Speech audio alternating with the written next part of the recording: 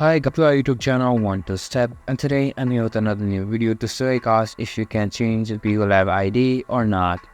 First of all, if you go into your Bigo Live app and log into your account, after that you'll be on the live page. If you go on to me, which is on the bottom right side of the screen, and after going on to me, just going on to your profile, which is on the top right side of the screen, you can see your ID here.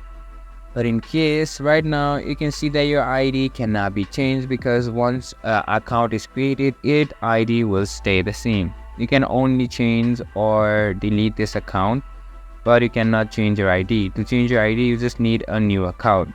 So currently there is no possible way to change your Bigo Live ID. So guys, I hope you find the information of our video helpful. If you do, make sure to leave a like, subscribe to our YouTube channel and hit the bell notification. And don't forget to drop a comment for a review and for more content like this. See you guys in our next video. Thank you for watching.